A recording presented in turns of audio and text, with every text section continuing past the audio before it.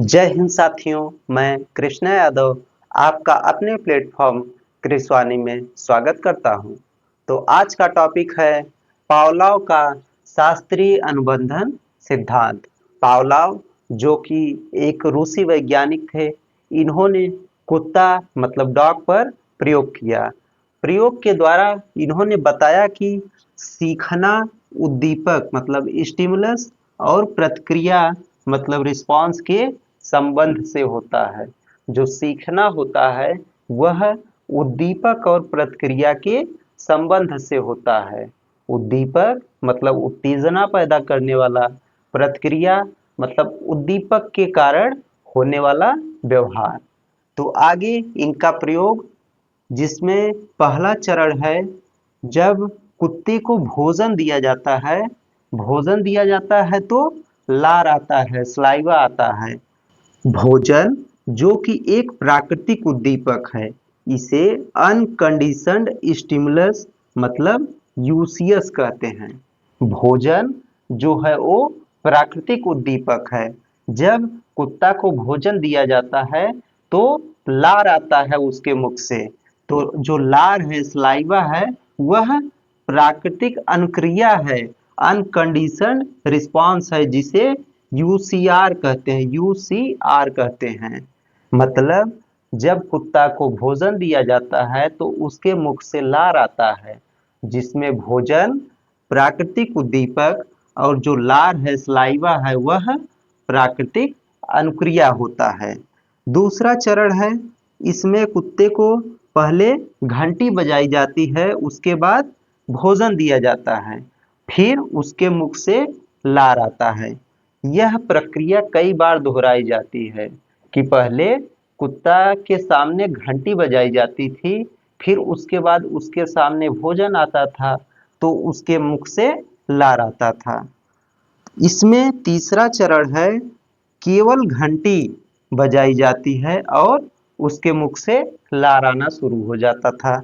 जब तीसरे चरण में केवल घंटी बजाई गई तो कुत्ते के मुख से लार आने लगा।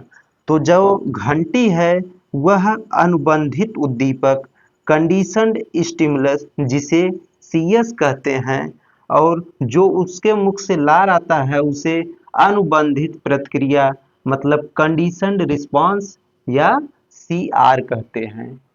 जब बार बार उसे घंटी के साथ में भोजन दिया गया तब उसके मुख से लार आया। ये था दूसरा चरण। तीसरे चरण में केवल घंटी ही बजाई गई लेकिन कुत्ते के मुख से लार आने लगा। जो केवल घंटी बजाई गई उसे अनुबंधित उद्दीपक और उसके मुख से जो लार आया उसे अनुबंधित प्रतिक्रिया कहते हैं। तो ये था पावलोव के द्वारा कुत्ते पर किया गया प्रयोग। अब आगे पावलोव के द्वारा दिया गया कुछ अवधारणाएं उसे समझेंगे, जिसमें पहला है अधिग्रहण एक्विजिशन। इसमें सीखने की प्रक्रिया शुरू होना। अधिग्रहण जिसमें सीखने की प्रक्रिया शुरू होती है। जैसे कुत्ता जब घंटी के साथ में उसको भोजन मिलता था तब वह सीखने की प्रक्रिया शुरू कर दिया था, वही होता है अधिग्रहण। दूसरा है विलोपन एक्सटेंशन, जिसमें सीखा हुआ व्यवहार समाप्त होना। इसमें जब सीखा हुआ व्यवहार जो है वो समाप्त होने लगता है तो वही होता है विलोपन। जैसे तीसरे चरण में जब कुत्ते के सामने घंटी तो बजती लेकिन भोजन नहीं आता, तो वह कुछ देर तक ऐसे चलते चलते घंटी बजने पर जो लार की प्रक्रिया होती थी वह लार आना बंद हो जाता है। घंटी बजती लेकिन लार नहीं आता, सलाइवा नहीं आता था। तो वही हुआ सीखा हुआ व्यवहार समाप्त होना, जो है विलोपन होता था। तीसरा है स्वतः पुनर्प्राप्ति स्पॉन्टेनियस रिकवरी, समाप्त व्यवहार अचानक लौट आना। जैसे कभी कभार घंटी बजने पर उसके मुख से लार आ जाता था, सलाइवा आ जाती थी। चौथा है सामान्यीकरण जनरलाइजेशन। इसमें मिलते जुलते उद्दीपकों पर समान प्रतिक्रिया। जैसे उद्दीपक मतलब जब घंटी बजती तो उसके मुख से जो सलाइवा आता था, तो वो घंटी के समान कोई भी आवाज बजती तो उसके मुख से सलाइवा आ जाता। तो वही हुआ सामान्यीकरण, मिलते जुलते उद्दीपकों पर समान प्रतिक्रिया।